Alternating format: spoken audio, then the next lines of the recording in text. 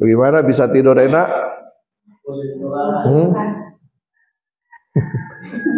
Dingin? Baguslah. Kalau masih merasa dingin enak berarti ya bolehlah. Oke, nama saya Pendeta Heinze Kopstad. Ya, Heinze, jadi agak susah nama saya memang. Nama saya Heinze Kopstad, nah, saya harus taruh di sini. Memang nama saya agak susah. Biasa. Nah, itu tak?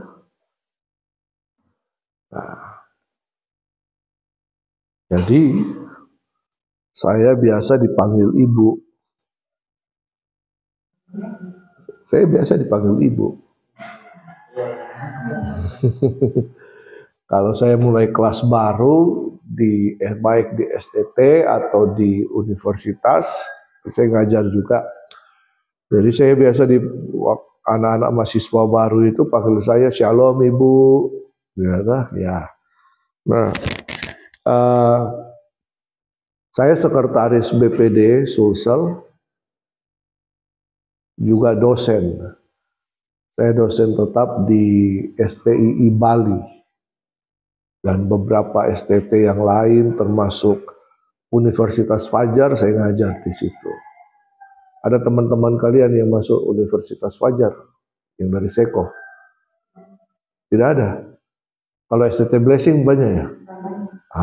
Saya dulu ngajar di STT Blessing.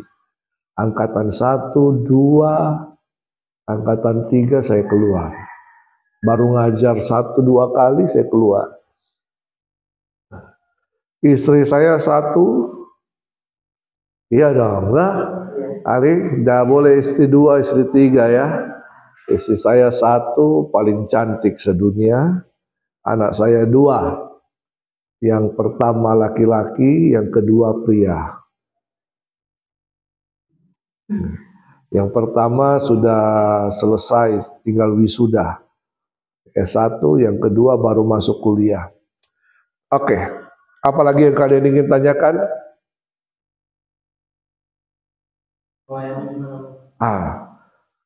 Saya melayani di GBI. Saya asal Sulawesi Tengah, Lubuk Banggai. Saya dapat istri orang Makassar. Dia Chinese Toraja. Apalagi?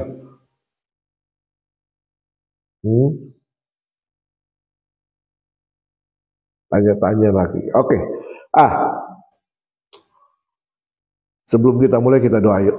Tuhan, tolong kami supaya kami mengerti apa yang akan dibicarakan, diajarkan. Kami akan belajar tentang siapakah manusia dan tentang Roh Kudus.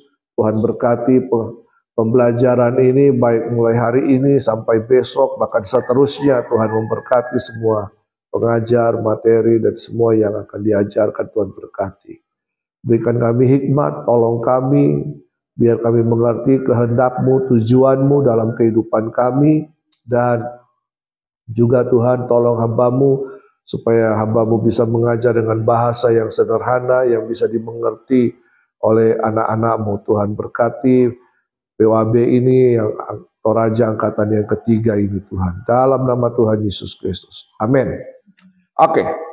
Kenapa kita harus belajar tentang what a man? Apa itu arti what a man?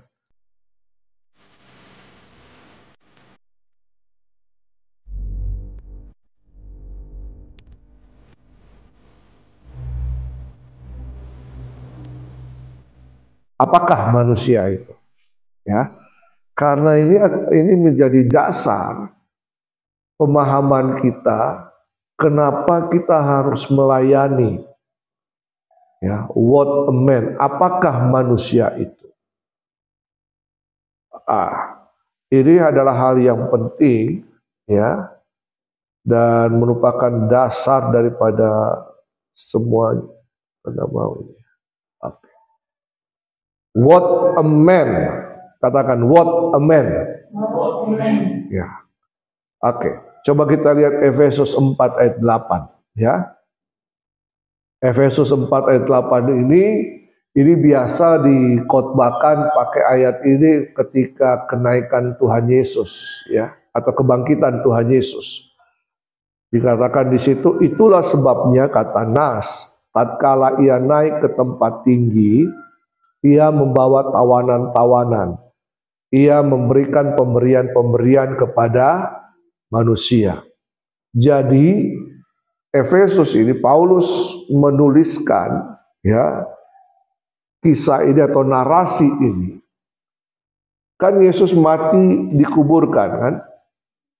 Mati disalib, dikuburkan, turun ke dunia orang mati, betul kan? Lalu pada hari yang ketiga dia bangkit. Nah, apa yang terjadi di dalam kubur itu? Yang terjadi dalam kubur itu, Yesus tidak menginjili orang mati. Ya, ada pelajaran atau pengajaran bahwa orang mati harus diinjili. Tidak. Ya, tapi Yesus memproklamasikan, memproklamirkan tentang dirinya. Siapa dia? Ya, lalu apa yang terjadi? Dikatakan ketika ia naik ke tempat tinggi, ia bangkit, ya, lalu kemudian naik ke sorga, ia membawa tawanan-tawanan, ya, tawanan-tawanan maut itu. Ia memberikan pemberian-pemberian kepada manusia. Nah, apa yang menjadi ketakutan manusia? Maut kan, kematian. Nah, tawanan iblis dibebaskan. Nah, jadi ayat ini mengandung pengertian yang pertama bahwa Yesus Kristus turun dan kemudian naik membawa orang-orang kudus dari Hades. Hades itu tempat kematian ya. Lalu ke Firdaus. Nah, jadi pemahaman orang Yahudi bahwa sorga itu ibarat sebuah taman. Neraka itu seperti tempat pembakaran sampah. Jadi dalam pemahaman orang Yahudi, sorga neraka seperti itu. Ya. Nah, jadi orang-orang yang ada di Hades ini, yang percaya kepada Allah, yang hidup benar, yang hidup taat kepada Allah, dibawa lalu kemudian ditempatkan di taman Firdaus. Firdaus itu berarti taman, ya. Belum ke sorga. Ini dia. Tidak ke sorga, tapi di taman. Untuk apa? Beristirahat sejenak. Nah, lalu yang kedua, ini juga berbicara tentang Yesus Kristus itu sangat peduli kepada orang-orang yang lemah. Para tawanan itu kan tertawan itu ya tidak mempunyai kekuatan lagi, itu lemah, ya terikat apa semua ya yang lemah dan membawa mereka naik lepas, ya mengalami kelepasan. Jadi Yesus itu peduli kepada orang-orang lemah, kepada orang-orang yang miskin, kepada orang-orang yang hina. Nah, dalam kehidupan manusia, dosa itu membawa kehinaan. Iya kan? Dosa itu membawa kehinaan. Kenapa? Karena dosa itu ketika manusia jatuh dalam dosa, manusia menjadi budak iblis. Tahu pengertian budak? Budak itu tidak berkuasa atas kehidupannya. Semua itu harus sepersetujuan tuannya. Makan diatur, kerja diatur, tidur diatur, semuanya dibatasi. Ya, itu budak. Budak itu dia tidak punya hak, tapi dia punya kewajiban. Ya, kewajibannya adalah bekerja kepada tuannya. Nah, jadi kata murid, doulos, itu sebenarnya seperti budak keset kaki. Ya, Dari doulos akhirnya jadi disciples, murid. Hamba, budak, disciples, murid. Jadi murid. Nah, jadi Yesus memperhatikan itu. Orang-orang yang lemah, orang-orang yang hina, orang-orang yang miskin, orang-orang yang termarginalisasikan, yang terpinggirkan, yang tidak dianggap, yang dicuekin. Ya, nah kita kayaknya juga dicuekin karena Yesus kita dipandang rendah. Lalu ayat itu dari mana? Ayat tadi itu, ayat Efesus 4 ayat 8. Ternyata itu bersumber dari Mazmur 68 ayat 19. Mazmur 68 ayat 19 ini kalau kita baca dari perikopnya, tapi ayat 19 berkata begini, engkau telah naik ke tempat tinggi, telah membawa tawanan-tawanan, engkau telah menerima persembahan-persembahan di antara manusia, bahkan dari pemberontak-pemberontak untuk diam di sana. Ya Tuhan Allah. Coba kita lihat, ada bawa Alkitab enggak? Buka Mazmur 68. Mazmur 68. Bawa Alkitab enggak kalian? Oh, tidak ada bawa Alkitab itu. Di HP, semua di HP. Nah, coba saya bacakan ya. Judulnya adalah Perarakan Kemenangan Allah. Perarakan, tahu arti perarakan? Jadi itu kayak perayaan, kayak parade. Pernah lihat kalau di mana? Kalau di Seko atau di Papua atau di Ternate, pernah itu orang parade pawai begitu. Pernah lihat pawai? Nah, jadi pawai kemenangan Allah. Jadi artinya begini, orang ketika dulu itu raja-raja kalau menang perang, jadi dia bawa itu tawanan masuk kota, orang-orang di kota itu menyambut bersorak-sorai, mereka pawai begitu masuk kota. Ya itu perayaan kemenangan. Nah, dari perikopnya dikatakan perarakan kemenangan Allah. Atau perayaan kemenangan Allah. Ayat 1, untuk pemimpin biduan Mazmur Daud nyanyian. Allah bangkit, maka terseraklah musuh-musuhnya.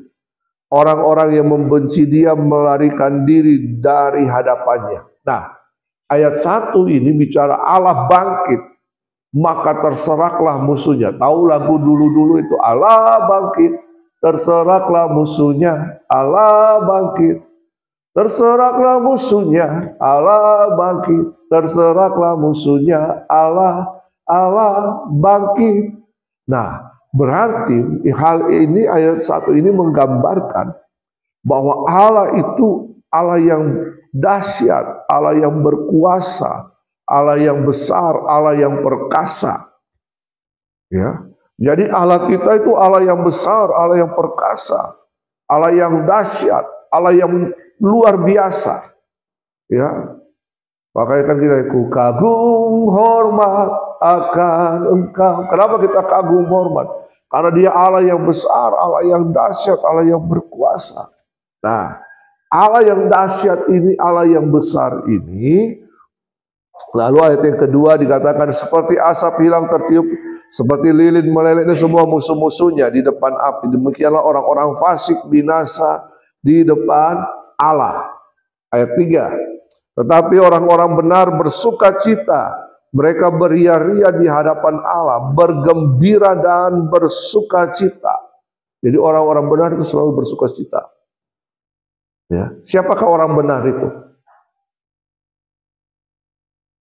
Nah, siapa orang benar? Orang benar adalah orang yang dibenarkan Allah. Orang benar adalah orang yang hidup dalam kebenaran firman Tuhan. Jadi yang pertama, orang benar adalah orang yang dibenarkan Allah. Kenapa? Kenapa bisa dibenarkan Allah? Karena bertobat, percaya Yesus,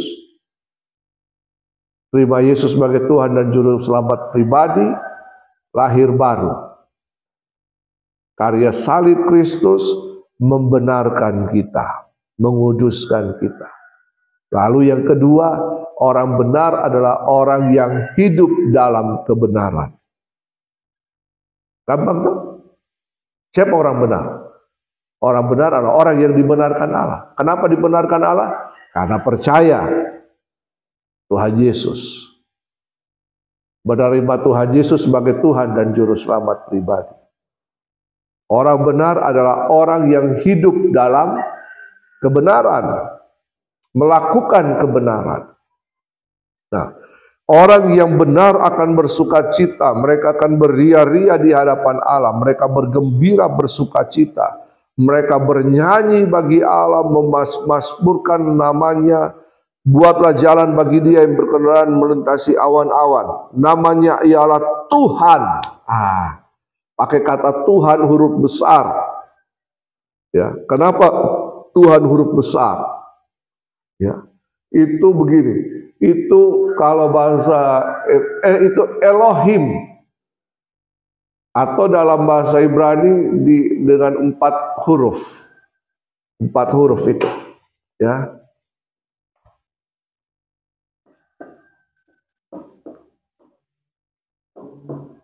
YHWH atau YHWH, ya.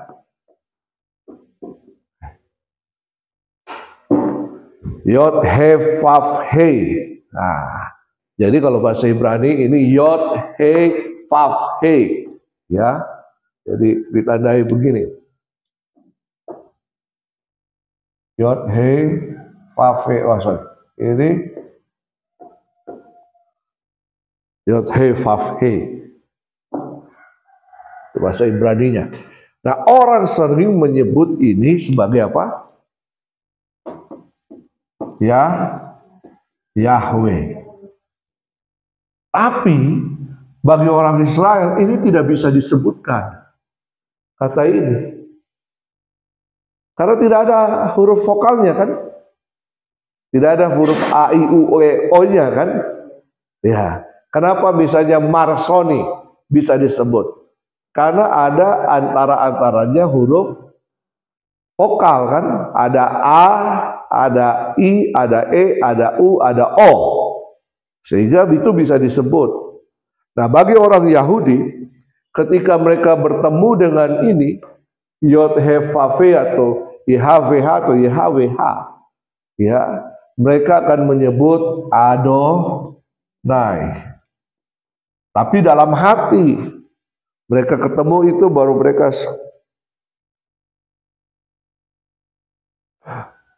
ada pengajaran Yahweh atau YHWH itu sebenarnya sudah ada dalam kehidupan kita. Bagaimana? Waktu kita bernafas, kita sudah menyebut nama Tuhan.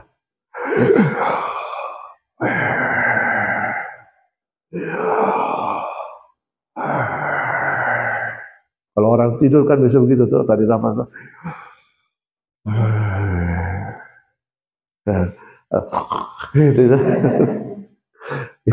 Yahweh, YHWH, Tuhan. Itu dalam bahasa Yunani disebut apa? Kurios, penguasa, Tuhan. Ya. Allah yang besar, dia penguasa, dia Tuhan, Tuhan tanah, betul kan? Tuhan takur begitu, dia Tuhan penguasa. Jadi kita punya Tuhan yang besar, kita punya penguasa yang luar biasa, makanya dia disebut raja di atas segala raja, ya kan? Nah, raja itu tidak ada lagi orang yang berkuasa di atas raja kan? Raja. Nah, lalu dikatakan dialah Tuhan, beria-rialah di hadapannya. Dia Tuhan yang besar, dia penguasa yang besar, dia Allah pencipta langit dan bumi. Lalu ayat selanjutnya ayat 5 dikatakan, dia bapa bagi anak yatim dan pelindung bagi para janda. Itulah Allah di kediamannya yang kudus. Coba perhatikan. Allah yang besar, lalu kemudian pemazmur menuliskan, ya Daud menuliskan, tapi dia juga Bapa bagi anak yatim dan pelindung bagi para janda. Dia Allah yang besar, tapi dia peduli kepada yang lemah. Iya kan? Kadang-kadang kan kita hanya berpikir bahwa Allah itu besar, dia berkuasa, dia dahsyat. Allah kita heran, dia sungguh amat besar. Besar Allahku, nyanyikan besar. Biasanya kalau manusia, kalau sudah menduduki tahta kebesaran, apa kecenderungan hatinya? Tidak lagi memperhatikan yang lemah, betul kan? Betul kan? Tapi Allah yang besar ini, dia memperhatikan yang lemah. Makanya dia memperhatikan manusia. Dia memperhatikan manusia yang sudah jatuh dalam dosa sekalipun. Ya. Coba kalian bayangkan, Allah yang besar, dia datang ke dunia untuk cari siapa? Cari orang berdosa. Makanya Tuhan itu sayang manusia. Bahkan pembunuh sekalipun, apalagi preman sekalipun, orang yang dianggap jahat sekalipun oleh manusia, dia tetap mengasihi. Jadi kalau kita melayani, perhatikan hal ini, bahwa Allah itu mengasihi manusia. Allah itu peduli kepada manusia. Siapapun dia. Nah, lalu di ayat yang ke-6, Allah memberi tempat tinggal kepada orang-orang sebatang kara. Ya. Dia memelihara orang-orang sebatang kara. Ia mengeluarkan orang-orang tahanan sehingga mereka bahagia. Tahanan apa? Tahanan dosa, keterikatan dan semuanya. Makanya Yesus mengajarkan, ada orang yang di penjara, kalian kunjungi, kalian beri makan orang-orang susah, orang-orang lemah, itu sama saja dengan melayani Tuhan. Makanya dikatakan, duduklah di sebelah kananku. Orang bertanya, kapan? Kapan itu terjadi? Ketika kamu memberi makan orang miskin, ketika kamu mengunjungi mereka yang tertawan, mereka yang memberi, yang mereka menderita. Ya. Nah, ini adalah apa? Kehendak Tuhan dalam kehidupan kita. Kalau Allah yang besar memperhatikan orang-orang yang kecil, yang lemah, yang tidak berdaya, maka kita sebagai pelayan Tuhan, sebagai hamba-hamba Tuhan, kalian ini hamba-hamba Tuhan. Memang belum ada jabatan PDT, tapi kan PDT, PDM, PDP itu kan pemberian organisasi, betul kan? Tapi kita semua ini hamba Tuhan. Saya hamba Tuhan, kau hamba Tuhan, hamba Tuhan, hamba Tuhan, hamba Tuhan. Semua yang ada di sini hamba Tuhan.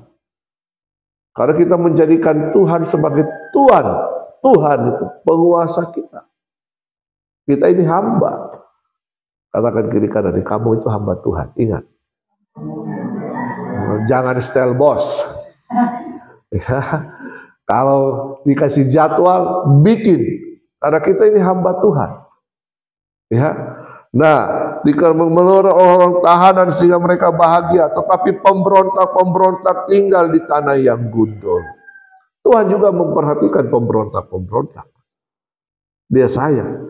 Maka Yesus itu, ya Yesaya mengatakan dia terhitung di antara pemberontak. Salib itu bicara apa? Salib itu adalah hukuman yang paling tinggi, yang paling apa?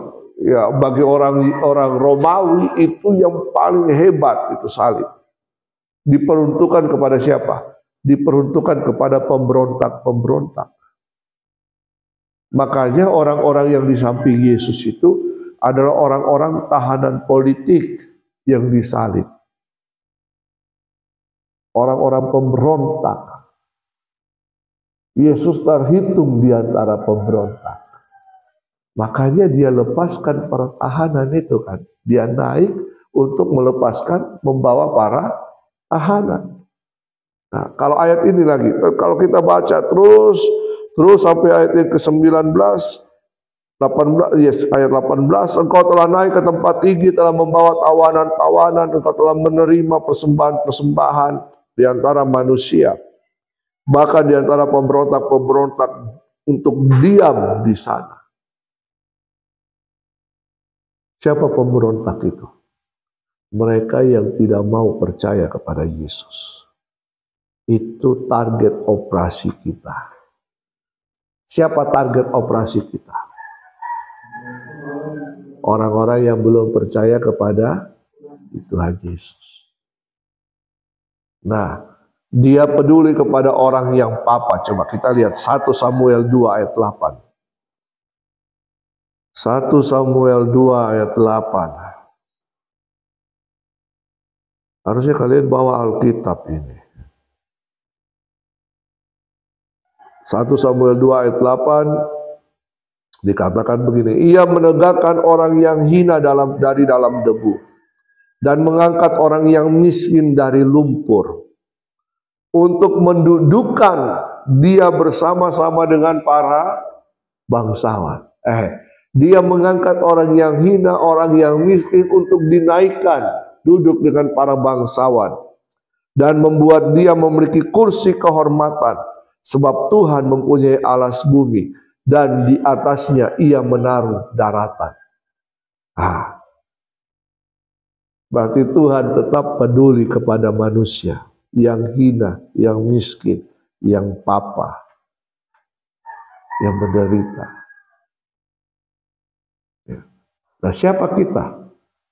Siapa saya? Siapa Anda? Kita ini manusia kan? Betul kan? Tuhan peduli. Ya, kita lanjut. Mengapa Tuhan peduli kepada manusia? Kenapa Tuhan peduli kepada manusia? Ini hal yang penting. Karena ada teologi yang mengatakan bahwa manusia itu hanya cacing-cacing. Tidak berharga. Nah, coba kita lihat ya. Kapan manusia diciptakan?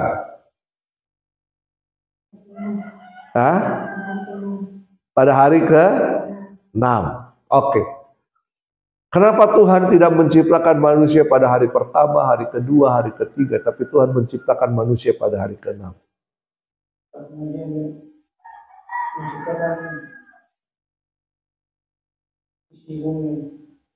Karena menciptakan isi bumi dulu. Untuk menyediakan kebutuhan manusia. Tuhan itu peduli kepada manusia. Dia tahu Marsoni itu tidak bisa makan kalau tidak ada apa-apa. Betul toh? Makanya ya Tuhan tahu bahwa manusia itu tidak akan bisa bertahan hidup. Makanya dia ciptakan semuanya dulu. Berarti memang Tuhan itu peduli kepada manusia. Betul kan? Nah, yang kedua adalah Tuhan itu menjadikan manusia menurut gambar dan rupa. Baiklah kita, Kejadian 1 ayat 26. Baiklah kita menjadikan manusia menurut apa? Gambar dan rupa. Apa pengertian gambar dan rupa? Bahwa kita ini diciptakan sesuai dengan keberadaan Allah, tapi sedikit di bawah Allah. Ya, jadi kita ini tiruan Allah. Tiruan Allah. Kalau kita tahu kan barang KW, iya tak? Ya, kita bukan palsu, kita ini original, tapi sedikit di bawah Allah. Berarti manusia itu diciptakan dalam apa? Dalam kemuliaan. Manusia itu makhluk yang mulia. Sejak awal Tuhan itu menciptakan manusia itu mulia. Ya. Kenapa mulia? Apa beda manusia dengan binatang?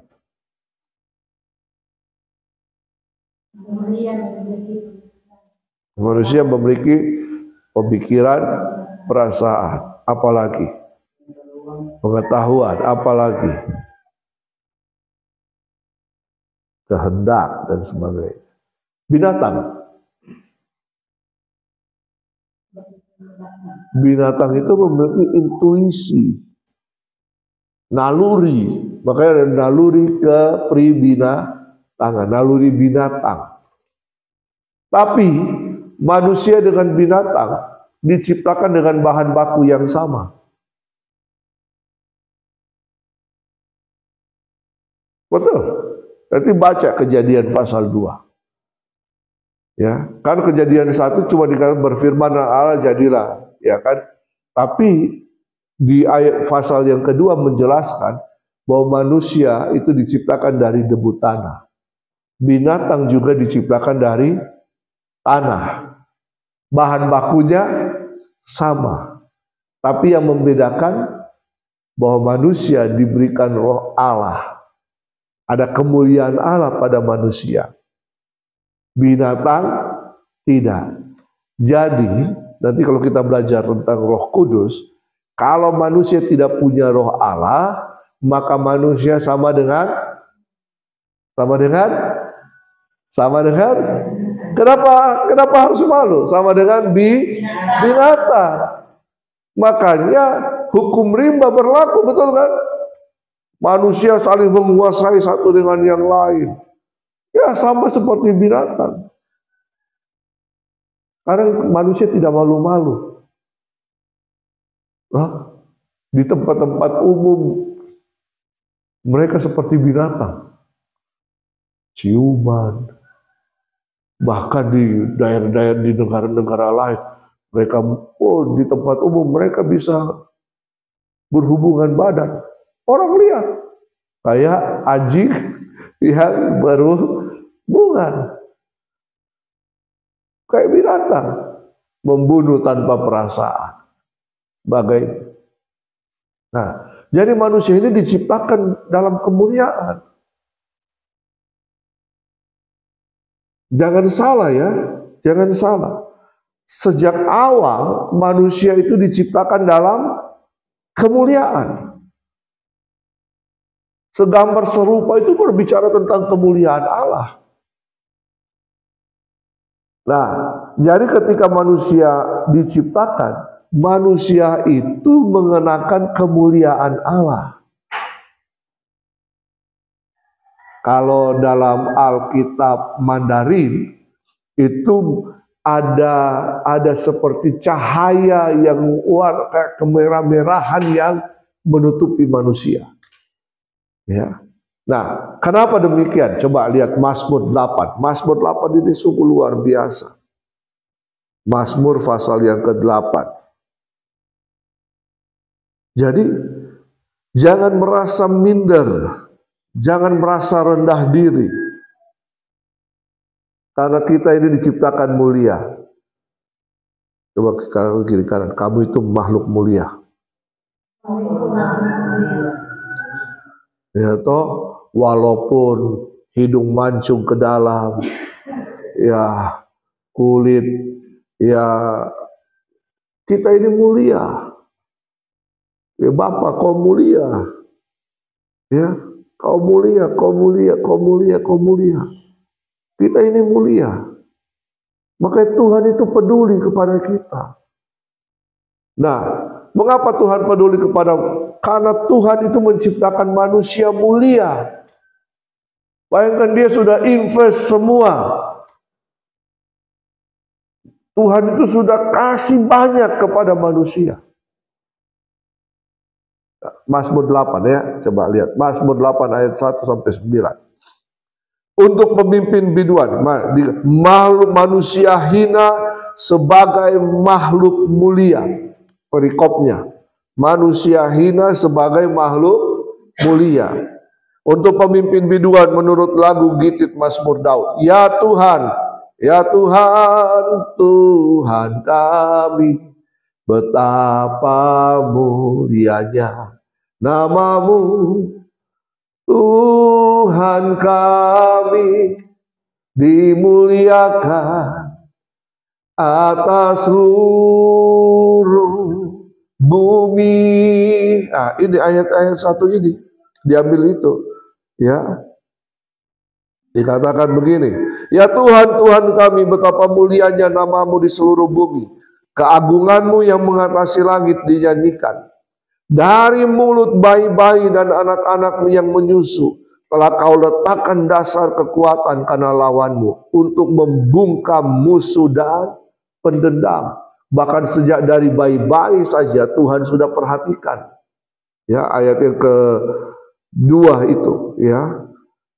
Tuhan sudah taruh kekuatan untuk menghancurkan musuh. Apa itu? Pujian. Ya. Nah, ayat yang ketiga, jika aku melihat langitmu, buatan jarimu, bulan dan bintang-bintang yang kau tempatkan. Ayat 4, apakah manusia? What a man? Apakah manusia? Sehingga engkau mengingatnya, ya. Mengingatnya itu memakai kata mindful. Artinya itu selalu teringat-ingat. Makanya Yesaya berkata begini, bahwa wajah kita ini itu ada di dalam ruang pandangan Tuhan. Nama kita terukir, tergrafir, bukan tertulis. Kalau tertulis bisa dihapus. Ini terukir. Kalau diukir, susah untuk dihapus. Marsoni pernah mengukir nama di meja waktu kau masih SD, SMP. Pernah.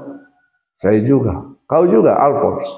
Tulis nama di meja supaya diingat-ingat angkatan-angkatan adik-adik berikutnya. Betul? Betul, kan? Pernah. Ada yang tulis di pohon, Dewi love siapa? Ya, tadi diukir di situ. Susah dihapus toh. Susah. Itu kita mindful, selalu teringat. Ya, ada dalam pikiran. Nah, sekarang apa yang ada dalam pikirannya Dewi? Suami, anak, Nona, sama. Siapa? Hah? Suami. Karena baru 1 bulan. Ini baru 1 bulan menikah sudah ke sekolah misi. Bagaimana ini Bapak Ketua ini? Ya.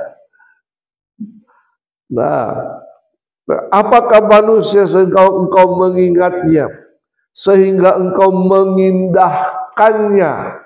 Mengindahkannya itu dalam bahasa Inggris visites, mengunjungi. Pernah baca di Kejadian bahwa pada hari-hari sejuk Tuhan datang mengunjungi Adam dan Hawa? Pernah baca enggak kitab Kejadian? Ya. Tuhan itu selalu mengunjungi manusia. Kita kadang-kadang tidak sadar. Tuhan itu kunjungi kita. Ya. Nah, Ayub 7 coba kita lihat. Ayub 7 ya. Ayub pasal yang ke-7. Ayub 7 ayat 17 sampai 18. Ayub 7 ayat 17 sampai 18. Apakah gerangan manusia sehingga dia kau anggap agung dan kau perhatikan? Kenapa Tuhan menganggap kita agung dan selalu dalam perhatian? dan kau datangi setiap pagi, ya, dan kau uji setiap saat. Berarti kita ini mulia, kita ini biji matanya.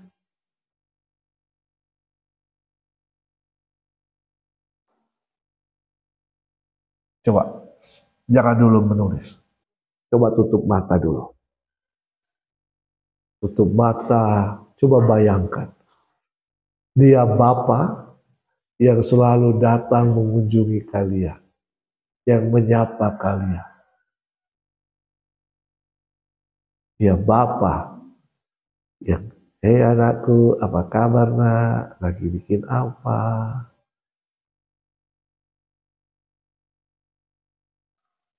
Kalian bisa melihat gambaran itu? Gambaran Bapa yang mengasihi.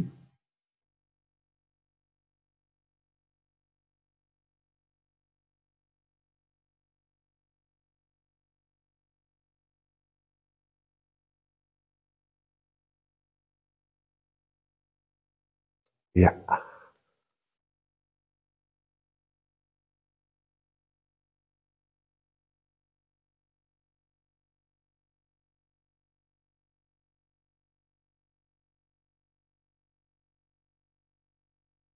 Oke. Bagaimana? Kalian bisa melihat gambaran itu? Bisa enggak? Ya Bapa yang datang. Hei, bangun. Ayo pergi sekolah. Sudah makan? Ayo makan.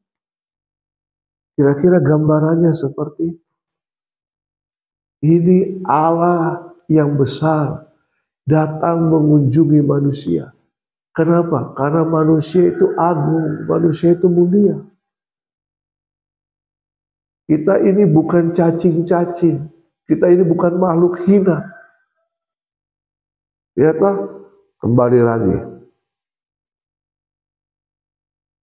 Namun ayat 5, engkau telah membuatnya hampir sama seperti Allah. Siapa itu? Manusia.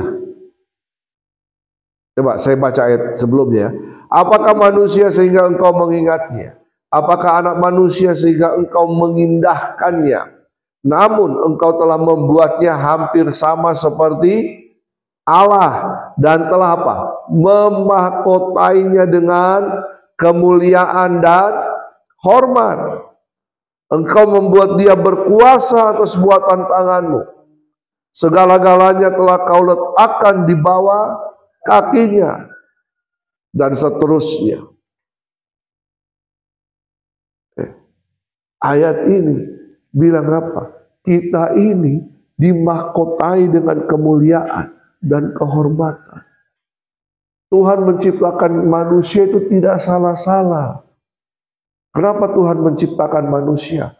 Supaya manusia menjadi perpanjangan tangan Tuhan untuk bumi ini. Supaya manusia melakukan kehendak Tuhan di bumi ini. Tuhan menciptakan kita mulia supaya kita berkuasa atas bumi ini. Kejadian 1 ayat 26 bilang apa? Baiklah kita menjadikan manusia menurut gambar dan rupa kita, supaya mereka berkuasa atas seluruh ciptaanku. Lalu ayat yang ke-27, Kejadian 1 ayat 27, Tuhan menjadikan laki-laki dan perempuan. Ayat 28 bilang begini, maka Tuhan memberkati mereka dan berfirman. Ya, berfirman apa? Beranak cucu, bertambah banyak, penuhi bumi, taklukkan dan berkuasa atas ikan-ikan di laut, burung-burung di udara, atas segala binatang yang melata dan semuanya. Berarti sejak awal Tuhan itu sudah memilih manusia. Katakan, saya dipilih Tuhan. Saya dipilih Tuhan. Sejak dari awalnya. Kapan sejak awal itu? Sejak Tuhan menciptakan manusia. Nanti baca Mazmur 139. Bahwa kita ini diciptakan dahsyat dan ajaib. Engkau berharga di mata Tuhan. Engkau mulia. Jangan kecewakan Tuhan dengan menganggap dirimu, saya tidak bisa apa-apa. Saya tidak mampu. Tuhan sudah kasih. Tuhan sudah kasih engkau kemuliaan, kehormatan, kuasa.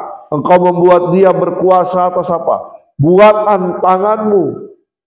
Di Daud berkata ini pemazmur berkata, Mazmur Daud, engkau telah membuat manusia itu berkuasa atas ciptaan-ciptaanmu, bukan atas sesama manusia, atas ciptaanmu. Kejadian 1 ayat 26, 28. Ya. Engkau membawa segala-galanya telah kau letakkan di bawah kakinya. Kita diberikan apa? Kuasa radah, kuasa untuk memerintah, kuasa untuk mengelola. Makanya dari ayat-ayat ini sebenarnya manusia itu adalah imam dan raja di bumi ini. Saya ini imam dan raja di bumi ini. Kau Nona imam dan raja di bumi ini. Kau Rini imam dan raja di bumi ini. Kau Dewi imam dan raja di bumi ini. Kau Marsoni imam dan raja di bumi ini. Kau Alphonse imam dan raja di bumi ini. Kau Ali imam dan raja di bumi ini. Itu Tuhan. What a man. Manusia itu mulia. Nah, narasi Alkitab. Kalau kita baca Alkitab, maka hanya ada 4 narasi utama.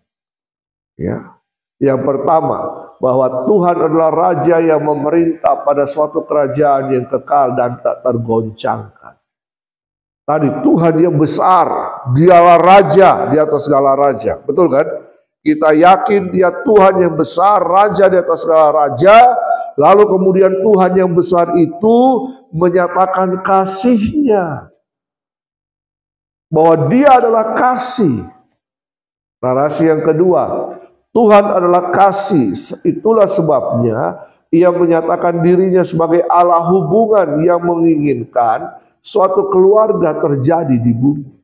Keluarga apa? Keluarga Allah terjadi di bumi. Makanya Tuhan tidak menciptakan manusia sendirian. Toh. Betul?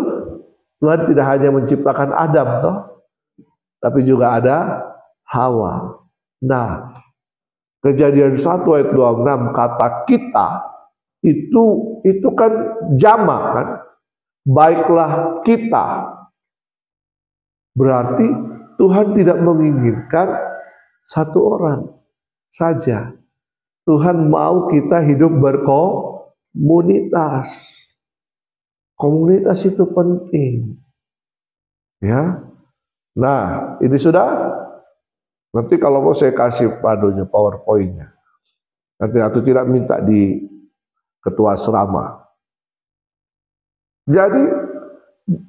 Jadi awalnya adalah Allah adalah raja. Lalu dia menyatakan kasih kepada manusia. Dialah raja yang penuh kasih. Ya. Jadi dia raja penuh kasih. Nah, banyak teolog mengatakan Allah yang pertama adalah kasih. Tidak. Yang pertama dialah raja, dia penguasa. Baru dia menjadi penguasa yang besar. Tadi kita sudah belajar, toh? Dia juga memperhatikan orang-orang yang hina. Dengan apa? Dengan kasihnya. Bahkan dia rela memberikan anaknya kan. Karena begitu besar kasih Allah akan dunia ini, sehingga diberikan anaknya yang tunggal. Supaya barang siapa yang percaya kepadanya tidak binasa, melainkan beroleh hidup kekal. Kenapa Yesus datang? Karena bentuk kasih Bapa yang harus menyelamatkan manusia. Nah, lalu yang ketiga, bahwa Tuhan, Raja yang penuh kasih ini, dia memilih manusia. Dia memilih saya, memilih Nona, memilih Rini, memilih Dewi, memilih Marsoni, memilih Alphonse, memilih Ali, memilih manusia. Kita ini dipilih Tuhan, bukan kita yang melamar, bikin surat lamaran, betul kan? Tapi Tuhan memilih kita. Kenapa Tuhan memilih manusia? Bahwa Tuhan memilih manusia dan melibatkan manusia dalam apa? Pelaksanaan tujuan dan kehendak kerajaan Allah di bumi ini. Tuhan itu punya tujuan di bumi. Apa tujuan Tuhan? Supaya bumi penuh kemuliaannya. Ya toh? Dan siapa yang bisa melaksanakan tujuan itu? Siapa? Manusia, bukan binatang kan? Karena tadi kan kalian bilang manusia itu mulia karena apa? Karena ada pikiran, ada perasaan, ada apa ya? Apalagi? Karena punya roh Allah kan. Nah, Tuhan artinya apa? Manusia menjadi pelaksana kehendak Allah di muka bumi ini. Manusia sebagai representasi atau wakil Allah di muka bumi ini.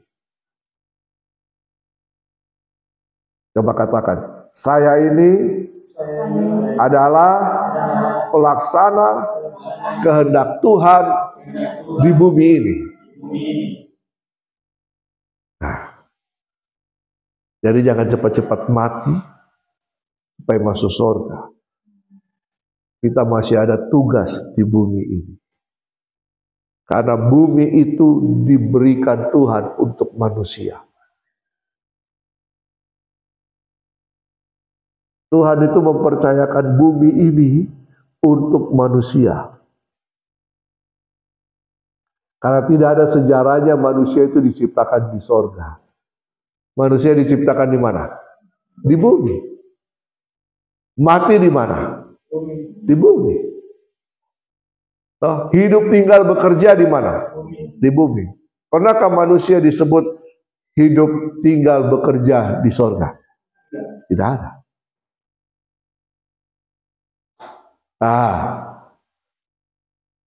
Jadi, tawari Yesus. Jangan tawari sorga.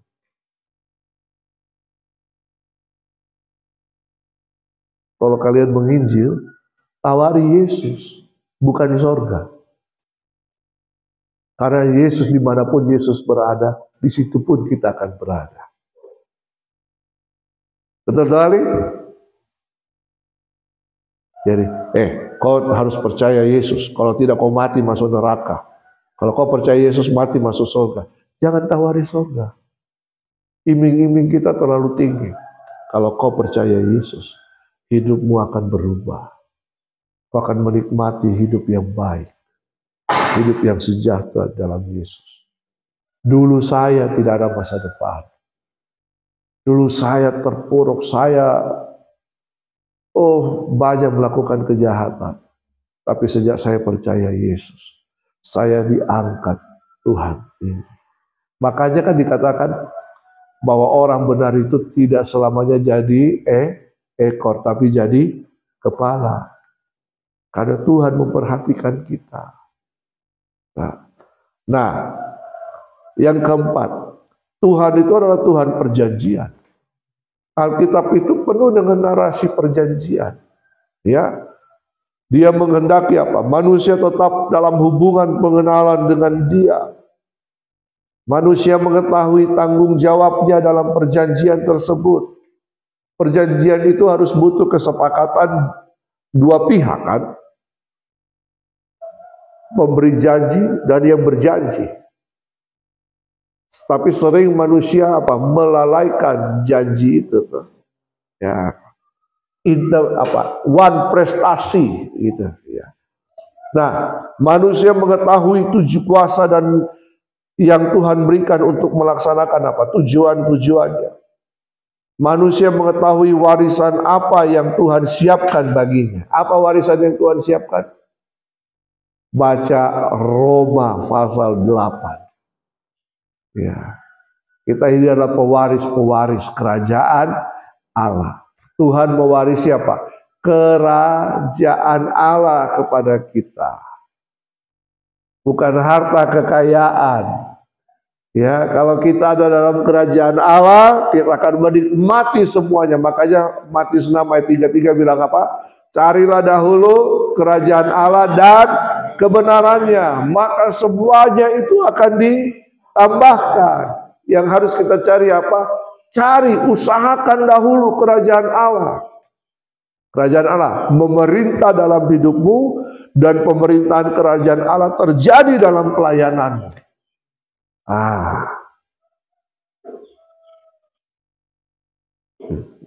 Ini baru berapa slide nih. Tapi ini dasar tuh, supaya kita mengerti dan kita bisa memahami manusia-manusia yang ada di luar sana, bahwa mereka pun dikasihi oleh Tuhan. Sama seperti Tuhan memilih kalian untuk ada di tempat ini, mereka pun juga dipilih Tuhan. Cuma mereka belum sadar, mereka belum mengerti, belum memahami apa itu bertobat. Sadar. Iya tuh, sadar. Seperti orang mabuk, tiba-tiba sadar. Sadar. Kenapa orang mabuk sadar? Satu, didatangi polisi, yang kedua didatangi pendeta. Betul Alfonso? Betul Marsoni itu? Marsoni pernah mabuk? Pernah mabuk. Alfons? Nah, pernah. Saya juga pernah. Ali tidak pernah. Oh, pernah. Ya, oke. Kita lanjut ya. Nah, jadi kenapa kemuliaan itu diberikan untuk manusia? Kita sampai jam berapa ini? Belum ya? Belum 1 jam toh? Belum 1 jam.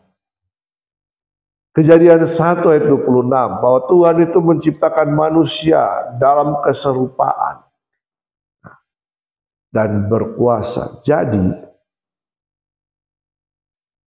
manusia itu diciptakan, bukan diciptakan asal-asalan. Manusia itu bukan diciptakan karena Tuhan ya lagi pengen.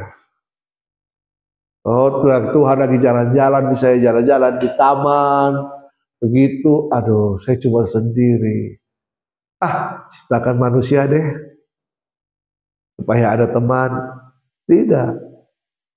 Tuhan itu menciptakan manusia dengan tujuan. Katakan, saya diciptakan dengan tujuan. Ya, ada tujuan Allah menciptakan manusia. Apa tujuannya? Dari ayat Kejadian 1 ayat 26.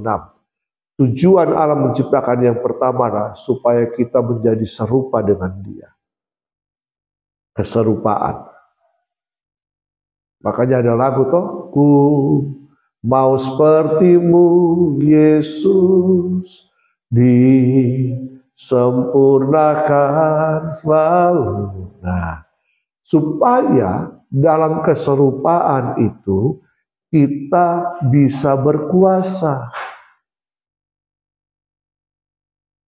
Nah, ini penting.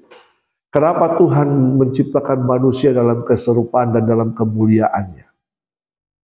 Ingat waktu dalam Kejadian pasal 2, Adam disuruh Tuhan untuk memberi nama binatang-binatang. Ingat toh? Pernah baca itu? Adam pernah dengar cerita guru sekolah minggu bahwa waktu itu Tuhan menyuruh Adam memberi nama binatang-binatang. Nah, kenapa binatang-binatang ini takluk kepada Adam? Kenapa? Karena dia sudah diberikan kuasa. Baik. Kenapa binatang-binatang ini takluk kepada Adam? Karena mereka melihat Tuhan dalam diri Adam. Adam diciptakan dalam keserupaan. Ada kemuliaan Tuhan. Apa itu kemuliaan Tuhan? Doksa. Kabot.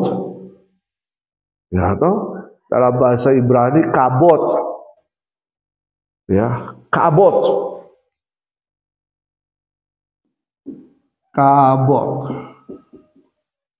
Dalam bahasa Yunani doksa. Kemuliaan. Jadi kemuliaan Tuhan itu menutupi Adam. Jadi ketika Adam memanggil binatang-binatang itu, kamu itu yang panjang hidungmu, sini. Namamu gajah. Nah, lalu kenapa Adam bisa memberi nama binatang-binatang itu? Karena Adam bisa membedakan. Ada kuasa untuk membedakan. Nah, makanya dalam karunia roh itu ada kuasa untuk membedakan roh. Gitu. Kita mengerti, orang ini dia kok aneh-aneh ya dibanding yang lain. Ternyata setelah diselidiki dia punya jimat, ada opo-opo. Ya. Jimatnya ternyata jimat yang berkaitan dengan binatang. Dia punya jimat macan, roh macan. Ada roh yaki, roh monyet yang lompat sana lompat sini, ya kan? Nah, jadi itu binatang-binatang melihat Adam, mulia, mereka takluk, ya. Nah, karena itu makanya Roma bilang waktu manusia jatuh dalam dosa, manusia kehilangan kemuliaan Allah, ya. Betul lah. Akhirnya kan manusia yang seharusnya telanjang tapi tidak telanjang karena ada kemuliaan Allah menutupi. Waktu manusia jatuh dalam dosa, manusia telanjang karena kemuliaan Allah.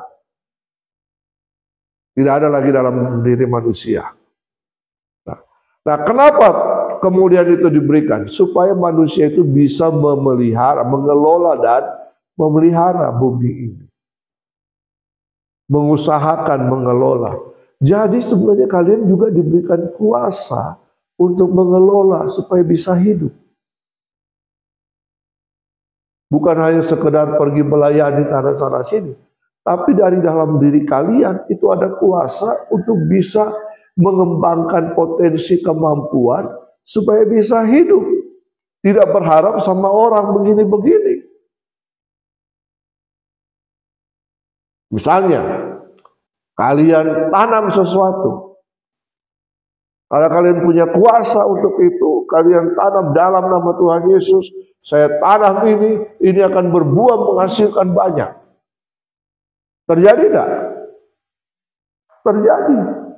Pada waktu kalian tabur benih di sawah misalnya, apa saja, ikan, pelihara bebek, pelihara apa lagi?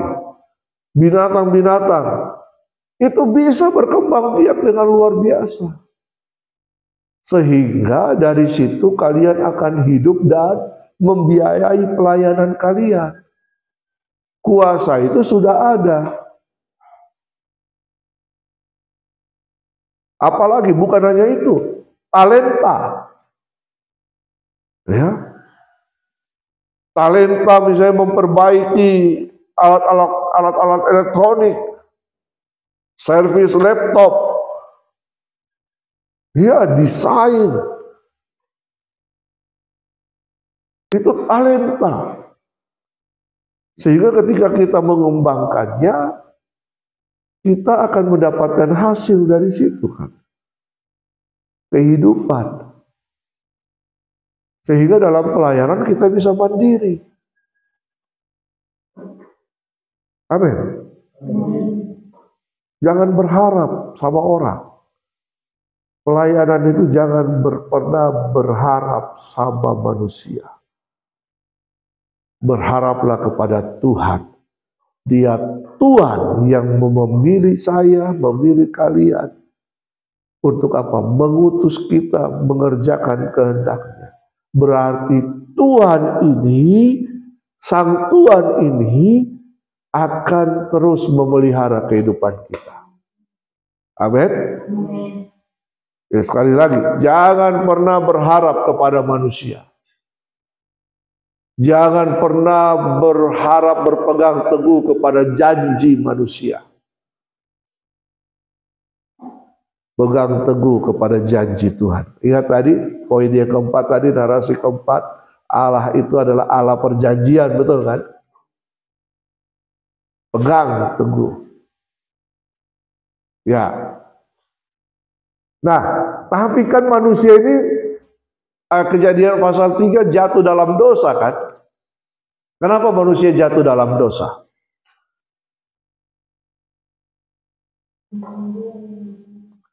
Karena keinginan. Yang kedua, karena ego. Hati-hati dengan keinginan. Ya, hati-hati ketika engkau melayani, terus keinginanmu adalah keinginan untuk menjadi kaya. Keinginan untuk besar supaya terlihat hebat.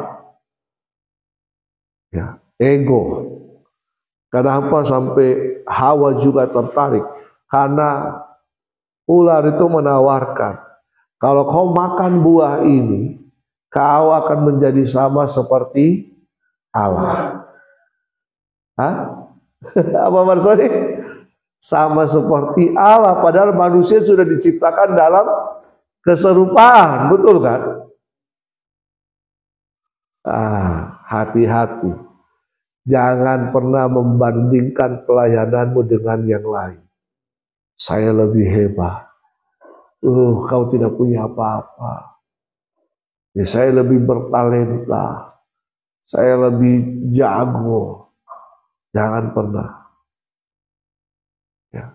Pada waktu engkau berkata demikian, itu sudah kesombongan. Dan suatu saat engkau akan jatuh. Ingat kemarin Pak Daniel pesan apa? Tulus dan jujur. Jujur atau rendah hati? Hah? Tulus apa? Jujur dan rendah hati. Jujur dan rendah hati.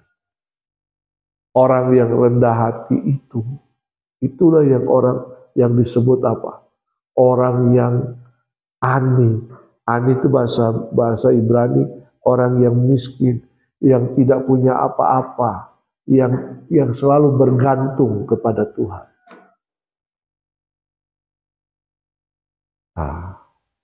Rendah hati itu selalu bergantung kepada Tuhan. Nah, ketika manusia jatuh dalam dosa, ini kan jatuh. Pengertian jatuh dalam dosa adalah manusia itu jatuh dari tujuan Allah. Hamartia itu bisa berarti menyimpang, tapi juga jatuh.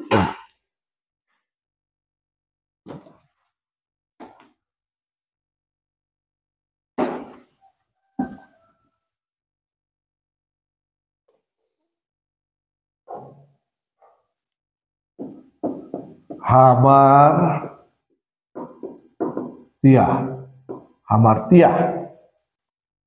Ini bisa satu menyimpang.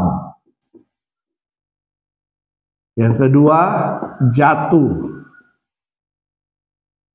Kalau menyimpang itu bisa jadikan kita dari sini A. Kita sampai di tujuan ini B. Nah, Ini kan harus sampai di sana kan. Tapi kalau menyimpang itu berarti kita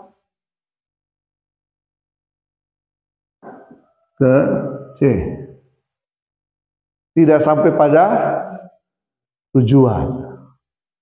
Nah, pengertian yang kedua adalah ini meja. Ya. Terus ada benda di atas sini. Lalu benda itu jatuh. Jatuh itu ke atas atau ke bawah? Ke bawah. Nah, ini namanya jatuh dalam dosa. Ketika manusia jatuh dalam dosa, terjadi peralihan kepemilikan manusia. Manusia yang pertama adalah milik Allah. Ketika manusia jatuh dalam dosa, manusia menjadi milik iblis. Sehingga manusia itu adalah budak. Budak iblis. Budak hanya melakukan keinginan tuannya. Jadi akhirnya karena dia jadi budak iblis, yang dilakukan adalah keinginan tuannya atau iblis. Iblis baik atau jahat? Jadi perbuatan manusia akhirnya apa? Jahat.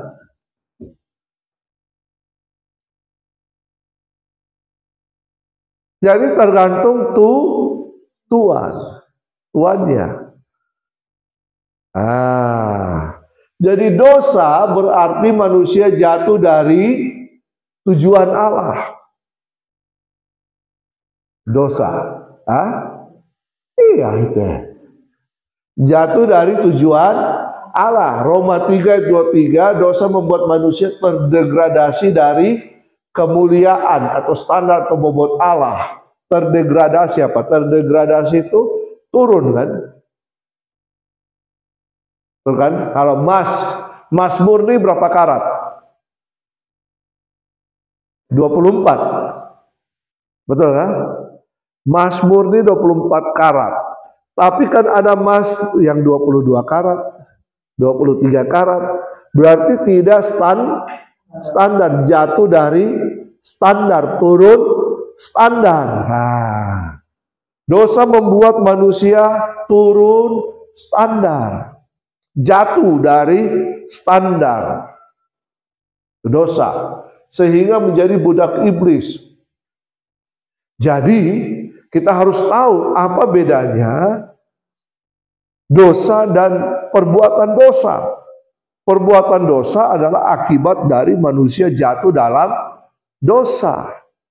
Jadi tidak semua perbuatan, kita kan sering begini, membunuh itu dosa, mencuri itu dosa. Padahal itu hasil akibat karena manusia jatuh dari dalam dosa kan. Sehingga manusia melakukan perbuatan-perbuatan dosa atau perbuatan-perbuatan jahat. Kejahatan. Jadi harus bedakan ya. Dibedakan. Supaya tidak sedikit-sedikit kita bilang begini. Berdosa kok. Berdosa kok. Kita sudah tahu orang yang di luar Kristus itu mengalami perbudakan dosa. Sehingga mereka melakukan hal-hal yang jahat. Jadi hal-hal kayak berbohong, mencuri, itu sudah biasa. Jadi itu sudah biasa dalam kehidupan mereka. Ya, bahkan ada yang membunuh sambil ketawa-ketawa, betul ya? Itu biasa.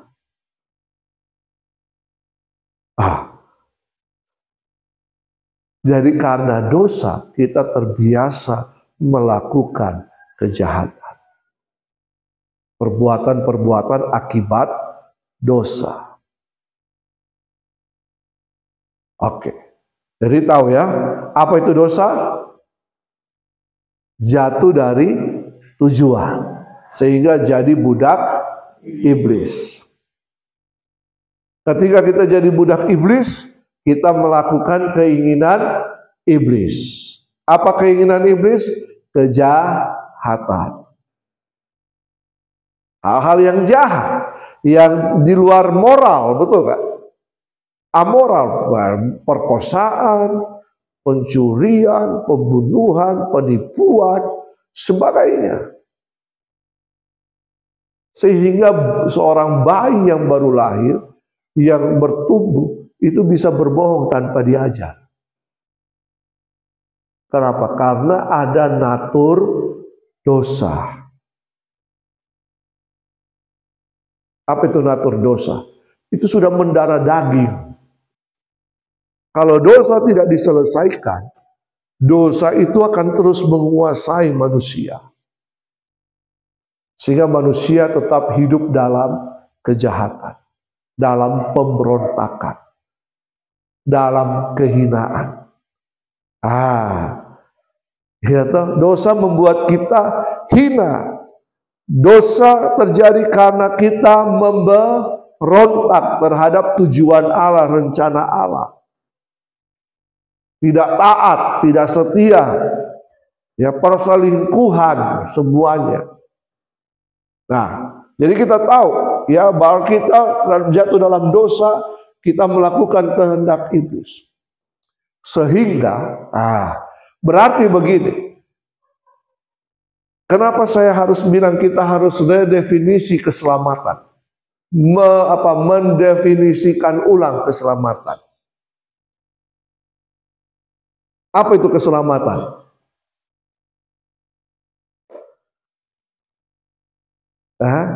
Apa itu keselamatan?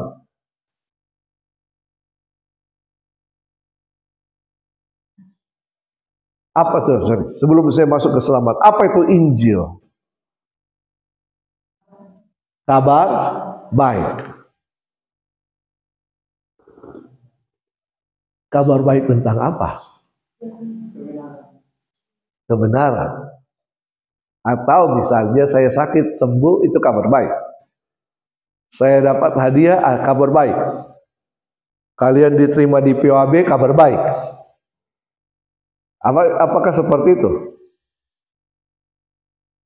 Nah, jadi definisi Injil seharusnya adalah begini. Definisinya kabar baik karena Allah mengasihi manusia sehingga memberikan anaknya yang tunggal untuk mati menebus manusia, supaya manusia yang percaya kepadanya selamat, tidak binasa. Itu definisi keselamatan Injil itu. Berarti keselamatan adalah dikembalikan kepada tujuan. Bukan keselamatan mati masuk surga. Karena manusia jatuh dari tujuan. Kalau ini jatuh, misalnya ini posisinya di sini, ini jatuh, dia harus di mana? Ditaruh kembali kepada tempatnya kan, posisinya. Bukan dipindahkan ke posisi yang lain. Iya kan? Karena Allah itu serba teratur. Dunia ini serba teratur. Bumi berputar pada porosnya, teratur ada. Kita ini kan hidup 24 jam. Bukan hari ini 24 jam, besok 15 jam, lusa 30 jam, tidak kan? Ada siang, ada malam. Tiba-tiba kemudian, malam terus 30 hari.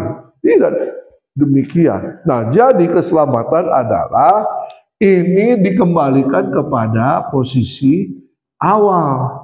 Ini kita yang sudah tersesat kembali kepada posisi awal. Oke, saya mau tanya.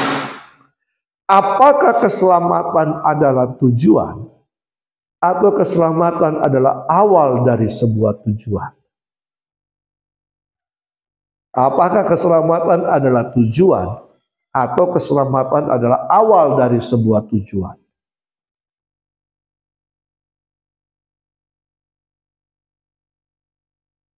Nah, apakah keselamatan adalah tujuan atau awal dari sebuah tujuan?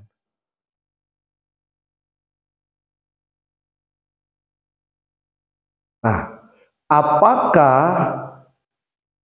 Alphonse dari Jayapura tujuan akhirnya adalah POAB, atau POAB ini adalah awal dari tujuannya Alphonse, mencapai tujuannya Alphonse? Awal, bukan tujuan.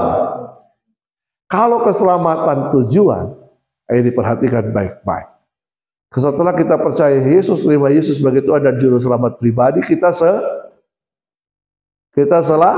selamat, selesai, sudah. Berhenti di situ. Tidak bikin apa-apa lagi. Apakah begitulah kehidupan kita? Tidak kan? Tidak.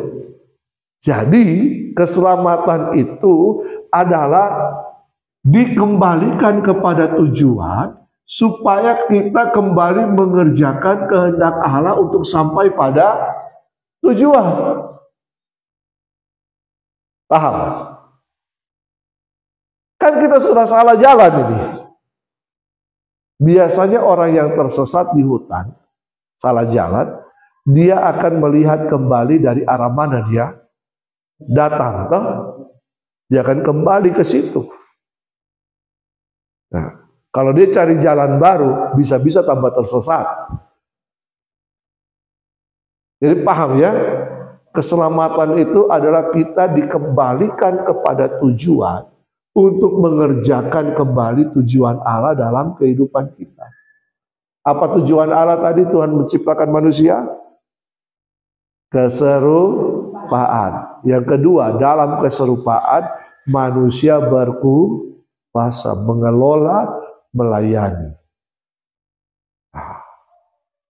Paham sekarang toh? Ya, jadi jangan dulu cepat-cepat masuk surga. Karena kita masih punya hal yang harus kita kerjakan. Makanya Paulus itu dalam Filipi 2 ayat 12, dia bilang apa? Kerjakanlah keselamatanmu dengan takut dan gentar. Keselamatan itu harus dikerjakan. Nah, nanti baca di kamar Efesus 2 ayat 8, 9 dan 10. Ayat 8 9 berbicara tentang bahwa kita ini diselamatkan karena anugerah Allah. Anugerah Allah bertemu dengan iman kita. Jadi bukan hasil usaha kita, bukan hasil pekerjaan kita. Tapi setelah kita diselamatkan, dikatakan kita ini adalah ciptaan Allah, ayat 10. Ya, saudara diciptakan oleh Allah. Betul kan? Tapi kemudian jatuh dalam dosa, diselamatkan menjadi ciptaan baru dalam Kristus. Bahwa kita ini ciptaan Allah, diciptakan dalam Kristus Yesus. Nah, lalu kemudian ayat semula untuk mengerjakan pekerjaan-pekerjaan yang sudah ditetapkan Allah dari semula dan supaya kita hidup di dalamnya. Jadi jangan sia-siakan keselamatan itu. Keselamatan itu harus dikerjakan. Efesus pasal 2 mengatakan kita ini dipersiapkan untuk pekerjaan baik.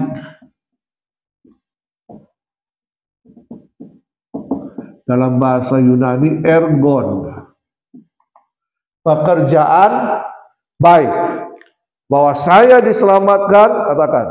Saya diselamatkan Untuk mengerjakan pekerjaan baik. untuk mengerjakan pekerjaan baik. Nah, apa itu pekerjaan baik? Karena pada akhirnya ketika kita mati, ya, pada akhirnya ketika kita mati, kita tidak bawa harta. Tapi apa yang akan menyertai kita? Ya, Wahyu 14 ayat 13 yang akan menyertai kita semua pekerjaan-pekerjaan baik kita. Halo? Coba baca Wahyu 14 ayat 13 Bapak Ali.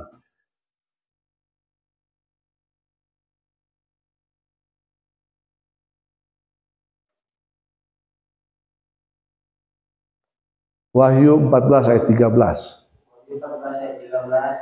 Dan aku mendengar suara dari surga berkata, tuliskan, berbahagialah orang-orang mati yang mati dalam Tuhan dan sekarang ini. Tunggu, kata Roh, supaya mereka boleh beristirahat dari jerih lelah mereka. Nah, segala perbuatan mereka menyertai mereka.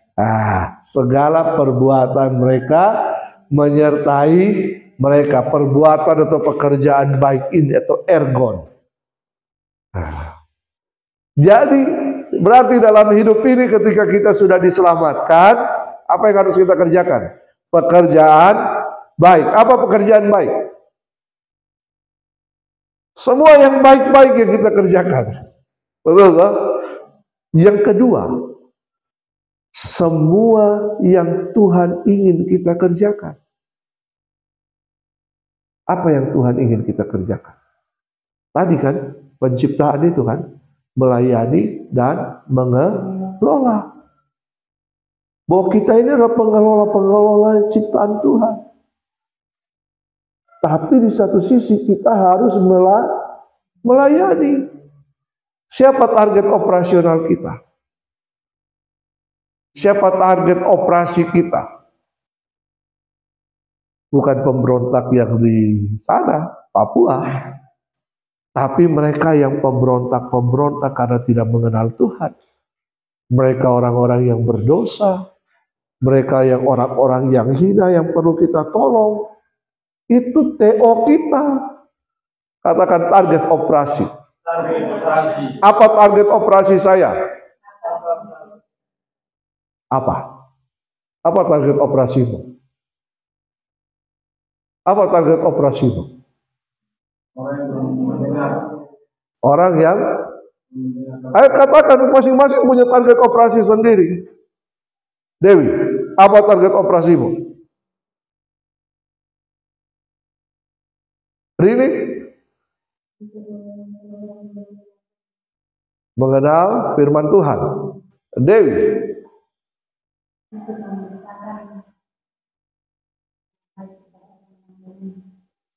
Ya belum mendengar kabar baik. Alphonse, apa target operasimu? Orang-orang yang perlu kabar baik ini, orang-orang yang mungkin saya ingin melayani orang-orang yang tidak mendapat kesempatan untuk bisa. Ya, melayani mereka yang tidak mendapatkan kesempatan supaya mereka bisa mendapatkan kesempatan.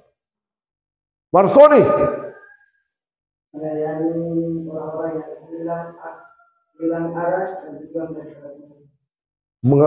Ya, itu target operasi kita. Ya, bukan target operasi kita melayani orang-orang kaya. Tidak salah. Kalau orang-orang kaya sudah diselamatkan, puji Tuhan. Mereka tapi apakah kita melayani mereka dengan supaya bisa mengharapkan imbalan? Tidak. Layani mereka yang tidak dapat membalas kebaikan kita. Upahmu besar di surga. Karena pada akhirnya nanti kita akan mempertanggungjawabkan kehidupan kita dan pekerjaan baik kita.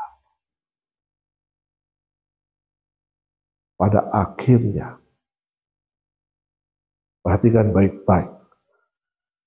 Tuhan sudah menciptakan kita dalam kemuliaan.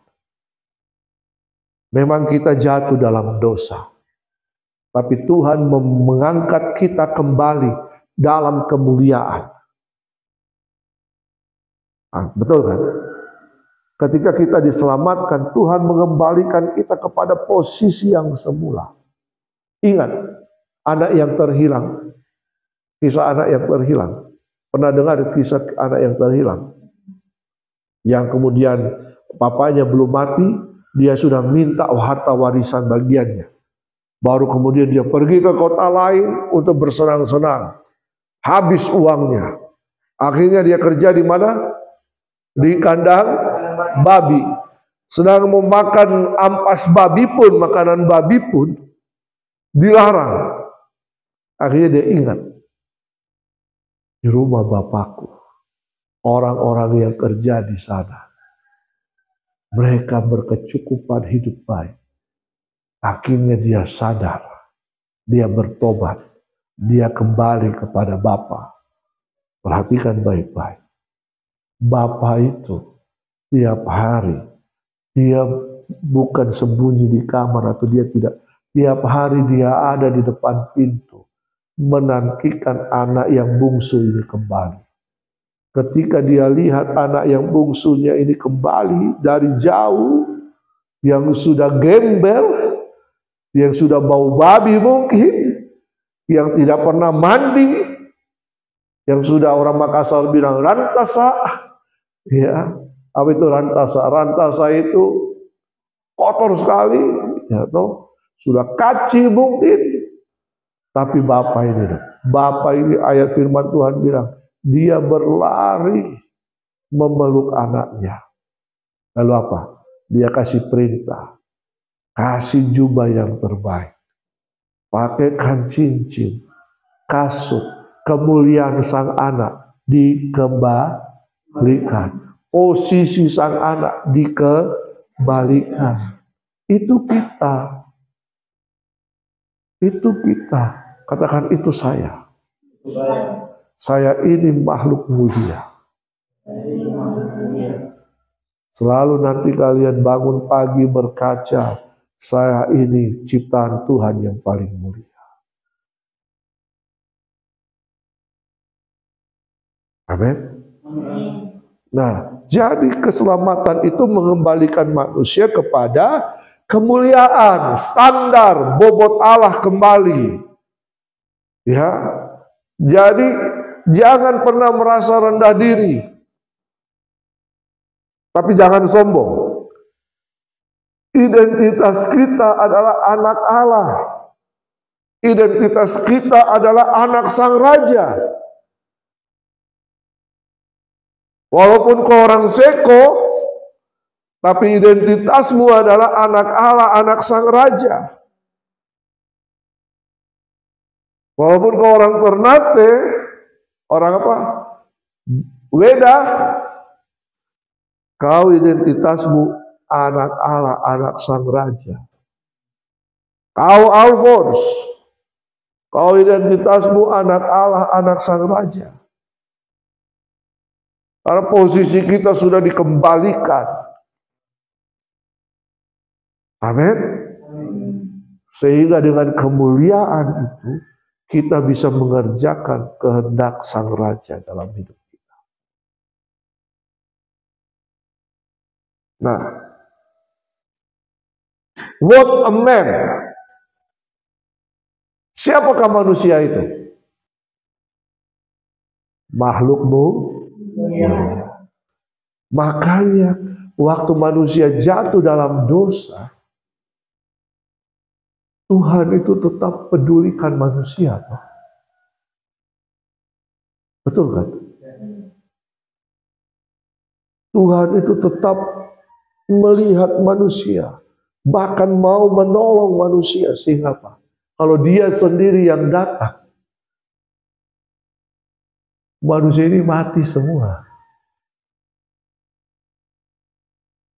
Contoh, Allah yang kudus, ketika dia menginjakan kaki di bumi yang tidak kudus ini, hancur sudah. Sama, biasa ngepel kan, pakai apa? Karbol atau apa? Ini kan pembasmi kuman kan. Ketika karbol bersentuhan dengan lantai, kuman mati. Sama seperti Allah yang kudus datang ke bumi, manusia yang tidak kudus, mati manusia. Makanya Tuhan Sang Firman itu berinkarnasi dalam diri manusia atau mengenakan daging menjadi sama seperti manusia, supaya manusia itu tidak mati gitu.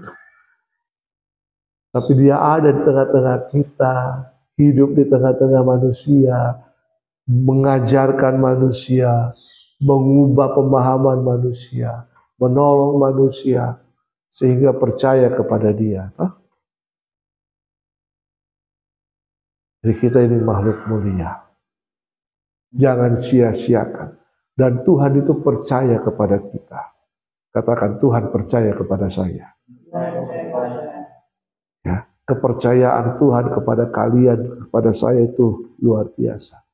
Jangan sia-siakan. Apa yang Tuhan percayakan? Bumi. Dan orang-orang yang ada di dalamnya yang belum percaya Yesus.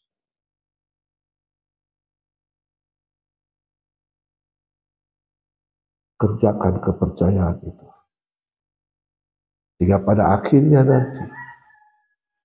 nanti baca perumpamaan tentang talenta. Ketika sang raja datang kembali, meminta pertanggungan jawab. Apa yang sudah dikerjakan? Yang dua bilang apa?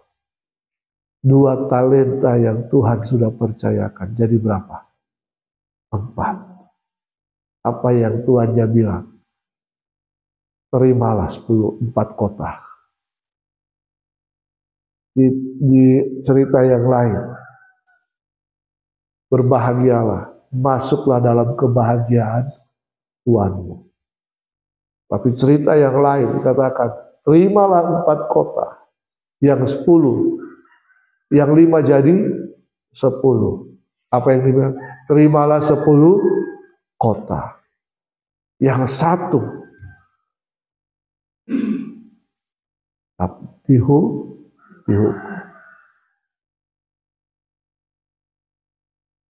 Kalian ada di POAB ini, itu bukan kebetulan. Perhatikan baik-baik. Kalian dalam kebenaran firman Tuhan, tidak ada yang namanya kebetulan. Semua sudah ada dalam kehendak. Makanya Mazmur 139 menulis begini. Sebelum ada hari-hari hidup kita, Tuhan sudah mencatatnya dalam kitab-kitabnya.